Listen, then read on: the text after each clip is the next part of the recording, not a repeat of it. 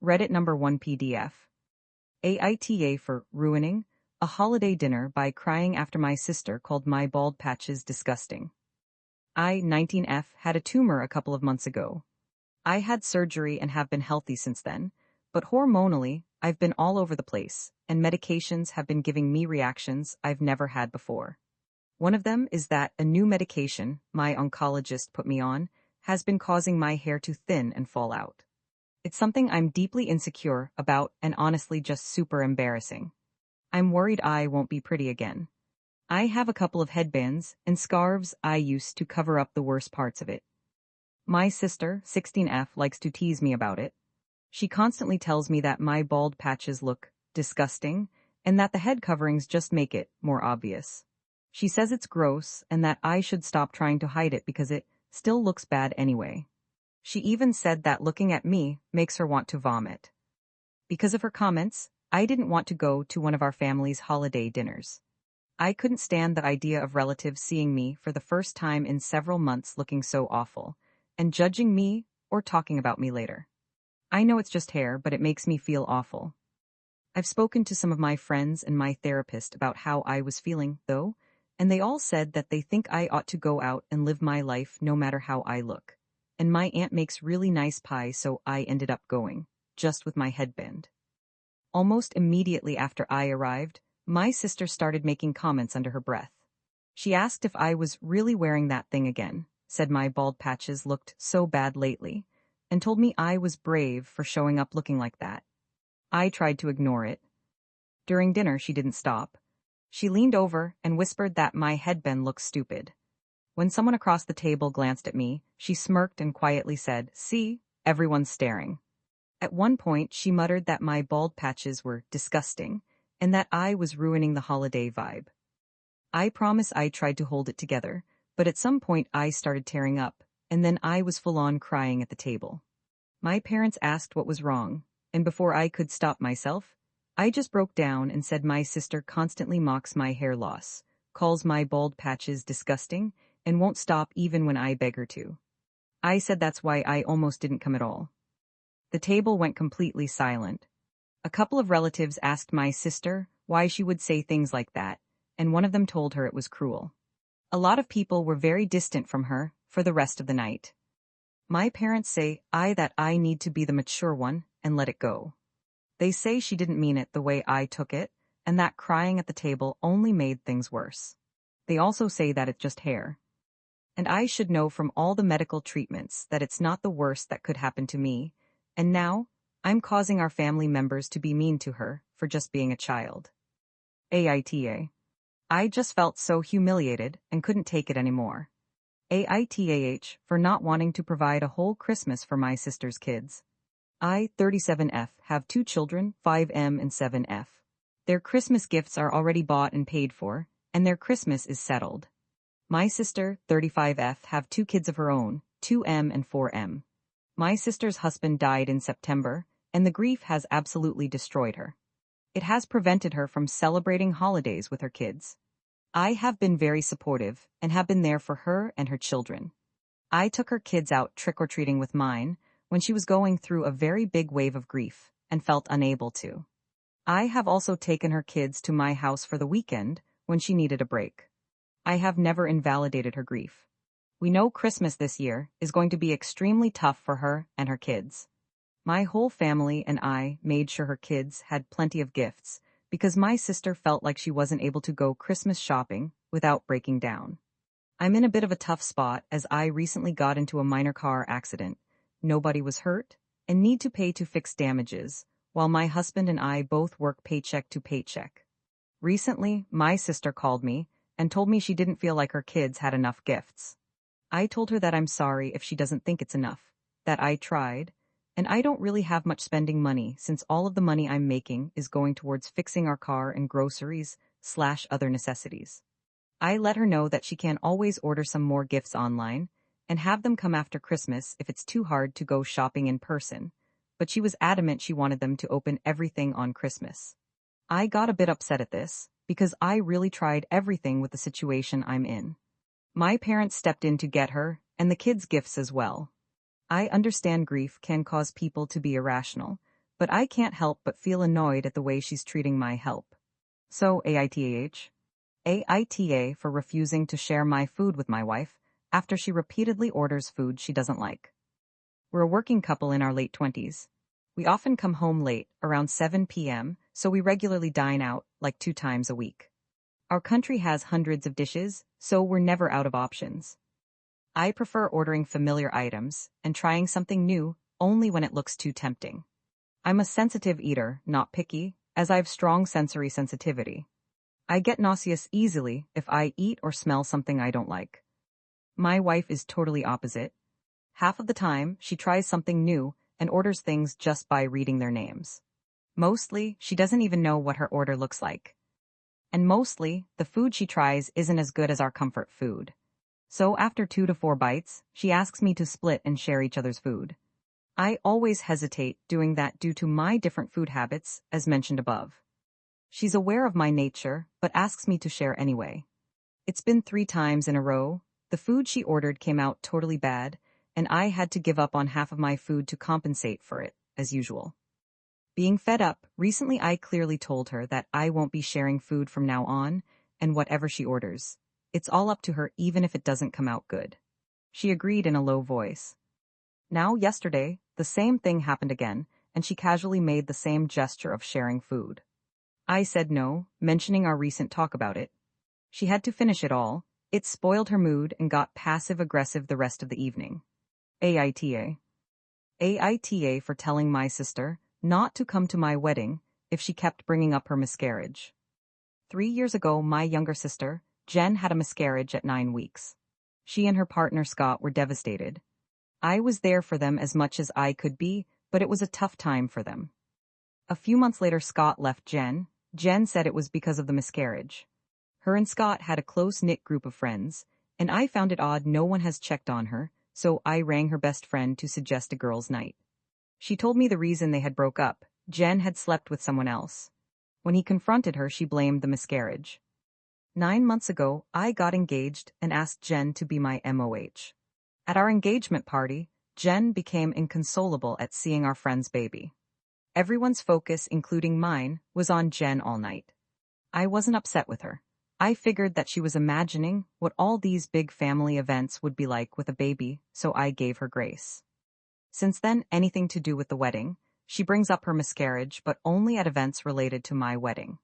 I asked her to help me pick flowers, and she lost it when she saw baby blue roses. She's convinced she was having a boy, and we had to leave. When we went wedding dress shopping, and she picked out a maternity bridesmaid dress and asked to try it on so that she could see how she would have looked. When she did that, I thought, she's actually lost it, and had to walk away when she started stuffing a cushion up her dress. I have tried to talk to her about going to counseling again, but she is insisting this is a normal part of the grieving process. She planned my hen party, which I was so grateful for, but I found out after she'd sent everyone a list of rules which included no talking about pregnancy or kids, no wearing baby blue, etc., etc. I confronted her, but I was gentle about it. I suggested counseling again and said I was there for her, but also that if she wanted to impose any other rules on anything to do with my wedding, she had to come to me first. It all came to a head when one of my friends and bridesmaids announced she was pregnant. She will be 7 months at the wedding. After the announcement, Jen called her and said it would be best if she didn't come because she couldn't maintain her peace if she was forced to be reminded of the loss of her child. I lost it when I found out and said she was using her miscarriage to get attention, and if she made one more demand, or made a single comment about it at anything wedding-related, she was uninvited, and in either case, she is no longer my MOH. Since then, Jen has told everyone I've dumped her from the wedding for being too upset about the loss of her baby. In retaliation, and have told everyone and anyone who will listen the real reason her and Scott broke up. Half our friends and family think I'm an asshole, half think she is. I'm still horrifically angry, and stuck in a place where I'm not sure if I'm rightly angry or if I should be more understanding. AITA. Edit. A couple of people have said I went too far telling people about the reasons why she broke up with Scott. And I can take that, but just for context, I had multiple people reach out to me who she had spoken to first. Each essentially said I was being a B for dumping her from the wedding for having a miscarriage, and said something along the lines of, "She's lost her partner and her sister because she lost her baby." I felt I needed to correct them that she actually lost neither of us, because if the miscarriage, she lost us because of her actions since, and her blaming the miscarriage is part of a pattern of behavior. I didn't go into details, just said, actually she lost Scott because she cheated on him, and she lost me because she uninvited one of my bridesmaids, without my knowing because she is pregnant. I was upset and hurt that they were saying this to me, and also that she wanted everyone to think I was the sort of person who would dump my sister, because she lost a baby, so I lashed out by telling them what actually happened with Scott. I suppose as a way to defend myself. But again, if the consensus is that this was too far, I'll accept that and take it on the chin. Edit 2. Thanks for the feedback, everyone. Someone mentioned the phrase weaponized grief, and seeing that written down, that's what it feels like. She clearly didn't deal with her grief at the time she had the miscarriage, but I'm surprised that it's presented itself now, in the way that it has now. Part of me wonders if she's seeing me get married, and thinking it should have been her and Scott. Perhaps her feelings of guilt over what she did, and not dealing with her grief have caused her to have some form of mental break. I'm not sure, but I'm glad to see the consensus seems to be, I was right to set the boundaries I did. This gives me some measure of peace as we get closer to the wedding, although if it comes to it, and she is not there, I will still be absolutely devastated. AITA for my USB killer, frying my friend's PC after she snooped in my bag. 20F, my friend is 21F. I always carry a USB killer in my backpack. It looks like any other thumb drive, except I stuck a tiny devil face sticker on it, so I know it's the dangerous one. I keep it on me because I still live at home, and my parents are super nosy. If I ever left it on my desk, they'd definitely pick it up and plug it into their laptop to see what it is. Yesterday I had to leave campus in a rush and asked my friend to look at my bag for a bit. I ended up not having time to come back, so I just texted her to take it home, and I'd grab it today. She said cool. She gets home, admits she got curious and starts looking through my stuff, finds the devil sticker USB, thinks it's my normal drive, plugs it into her gaming PC to see what files I have. The computer instantly dies, Mobo and PSU completely gone. Now she's mad at me, saying I'm reckless for carrying something like that, and I need to buy her a whole new setup, even though she knows she shouldn't have been digging around in my bag in the first place. I feel bad her PC is dead, but come on, don't snoop and don't plug random drives into your computer. AITA. AITA for not coddling my nephew. My 24-year-old nephew is staying with my MIL and FIL to learn how to take care of himself. My husband are kids, 23, 21, 18, and I live a mile away from them. My nephew is very coddled. At 24, he's never held a job, doesn't drive, doesn't cook, doesn't know how to do his laundry, and has no social skills. He's been here for almost a month, and for someone here to learn independence, he's not very independent. He's calling me and my kids daily to ask us to take him to one specific mall 50 miles away, when there's a perfectly fine one 2 miles away, across the street from a bus stop. He wants us to drive him to the grocery store a half-mile away because it's too cold to walk 50 degrees. We put up with it for the first couple weeks, but lately we've been agreeing to drive if one of us is already going in that direction. If not, we suggest Uber, walking, or the bus. My older 2 kids went to a party on Friday night, and they invited him to go with them. I use the word party very loosely. There were 15 people building gingerbread houses, playing White Elephant, and a Mario Kart tournament. No drinking, no loud music. The party was at my cousin's house an hour and a half away. My nephew agreed to go, then 20 minutes in started texting, me asking how long this party would last, then saying he was overwhelmed and only expected 2 or 3 people to be there, complaining that my kids wouldn't take him home, then asking me to pick him up. I told him that he agreed to go, and that if he heard a party and expected 3 people, that's on him, so if he couldn't handle being there he could either Uber or take a train. He wasn't willing to do either, so he sat in the living room and waited for my kids to be ready to go. He told my SIL about us refusing rides and me not picking him up from the party, so she called me furious that we're treating him like this, and that he chose to come out here because he'd have support while learning to be independent. I told her that learning to be independent means learning to do stuff by himself, and that I don't plan to coddle a grown man. If my kids can figure it out, so can he. Now she's mad that I'm refusing to support her son learning independence, and that family is supposed to be better than this. AITA for not coddling him. AITA for testifying against my brother in a custody case after he abandoned his child. I 25F have an older brother 28M. Growing up, my mom spoiled him a lot and still has a habit of excusing his behavior because that's her son.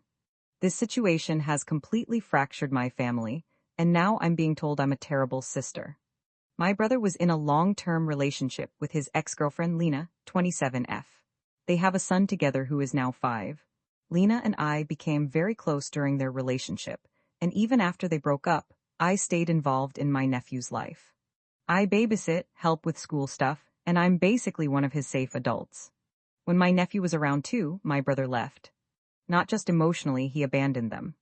He moved out, stopped helping financially, barely called, and eventually cut contact entirely after getting involved with another woman. Lena struggled a lot during that time, but she stepped up and did everything for their child on her own. My brother never paid consistent child support and would disappear for months at a time. Fast forward to last year. My brother suddenly reappears, saying he misses his son and wants to be involved again. However, his first move wasn't apologizing or easing back in. He was demanding Lena's current address and threatening legal action. Lena had moved for safety and stability and didn't want him showing up unannounced, so she asked me not to give it out. When my brother asked me for her address, I refused. I told him that if he wanted to see his son, he needed to go through proper legal channels and rebuild trust. He accused me of choosing his ex over him and said I was betraying my family. Eventually, he found her address on his own and immediately filed for custody, asking for far more than he'd ever been involved enough to handle. The case went to court, and I was asked to testify. I told the truth that he had been absent for years, that Lena was the primary and consistent parent, and that my brother only reappeared after starting a new relationship and wanting to look like a family man. The judge ruled against him. He didn't lose all rights, but he did not get the custody arrangement he wanted. Now my brother is furious with me. He says I should have lied, or at least kept my mouth shut because we're siblings. My mom agrees with him and keeps telling me I ruined his chance to start over and be a better father. She says family loyalty should come before outsiders, even when kids are involved. I don't feel guilty for telling the truth, especially when my nephew's stability was on the line, but being iced out by my mom and constantly attacked by my brother is wearing me down. So AITA for refusing to help my brother and testifying against him